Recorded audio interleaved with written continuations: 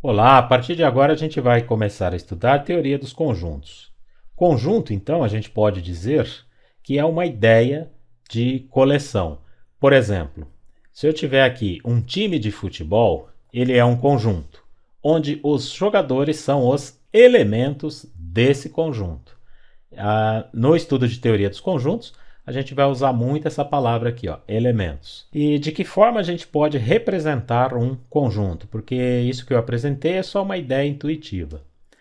Conjunto pode ser representado, então, por três formas. A forma tabular, que se faz da seguinte forma.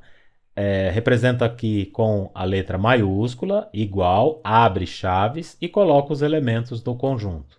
Por exemplo, o meu conjunto A, formado pelas vogais A, E, I, O, U. Ou o conjunto B, formado pelos números 1, 2, 3, 4. Outro formato também, que é muito parecido com o tabular, é por meio de uma propriedade. Por exemplo, eu tenho aqui o A igual, abro chaves e coloco X, e essa barra aqui a gente lê como tal que.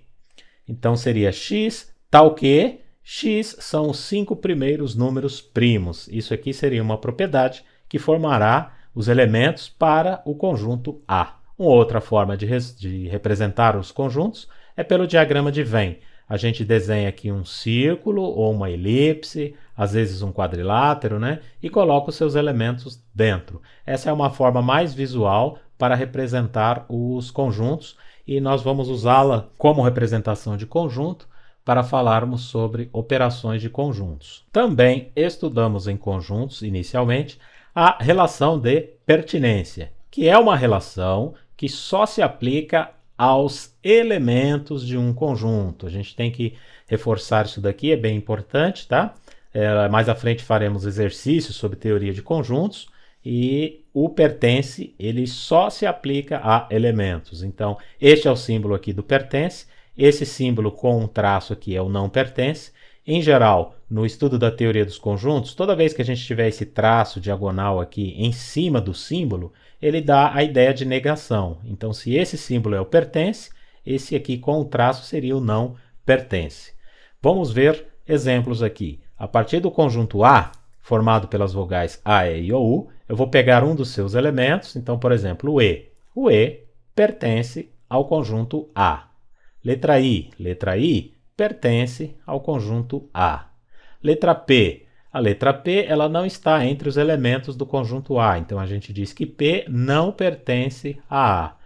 Letra Q. Letra Q ela também não está nesse conjunto ali, então letra Q não pertence também ao conjunto A. Então, desta forma, a gente tem uma relação de pertinência e, como eu falei, ela só se aplica aos elementos do conjunto. E quais são os tipos de conjuntos que a gente tem? Conjunto unitário, que é formado por um único elemento. Então, a gente poderia representar assim: o conjunto A é igual, abro chaves, coloco um número aqui, por exemplo, 5, fecho chaves. Se fosse um diagrama de Venn, a gente coloca um A aqui, abre uma elipse aqui, um círculo, né? E põe um elemento dentro apenas. Isso seria o conjunto unitário, formado por um único elemento. Tá? Conjunto vazio, ele não possui elementos, e o símbolo que a gente vai usar para conjunto vazio vai ser esse aqui, como se fosse um zero com um corte aqui no meio. Esse é o símbolo para conjunto vazio. Ou então, a gente também pode representar conjunto vazio, abre chaves aqui, fecha chaves, e não colocamos nada dentro, para dar ideia de vazio. Tá? É muito comum fazer isso aqui de forma errada, escrever assim, que o A é igual, abre chaves, coloca o vazio aqui e fecha. Isso daqui não é conjunto vazio, tá? Isso daqui é conjunto unitário do vazio, que é bem diferente de conjunto vazio, tá ok? Então isso daqui é diferente. Esse elemento aqui, do jeito que eu escrevi aqui esse conjunto, aliás, ele não representa o conjunto vazio, tá? Conjunto vazio é esse símbolo aqui, que parece o zero cortado, ou as chaves abertas aqui sem nenhum elemento dentro. Temos mais o conjunto finito, que é quando a contagem dos seus elementos é finita. Então, por exemplo, eu poderia escrever aqui os números 1, 2, 3, 4. Pronto, é uma contagem finita e aí a gente representa desta forma, isso seria um conjunto finito.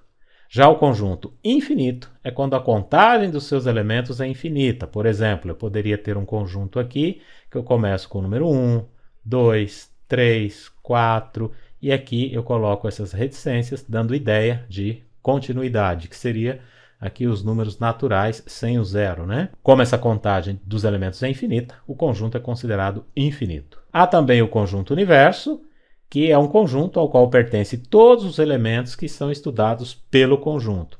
Geralmente a gente representa, tá, com a letra U esse conjunto, tá? E aí a gente abre as chaves aqui e coloca aqui dentro os seus elementos. Quando a gente coloca todos os elementos que são objetos de estudo daquele conjunto, a gente diz que a gente tem o conjunto universo. Então, essa é uma breve apresentação de conjuntos, a sua forma de representar alguns tipos de conjuntos e também a relação de pertinência, que é o pertence e não pertence, lembrando mais uma vez que aquela simbologia a gente só se aplica aos elementos do conjunto. Então até os próximos vídeos, até lá!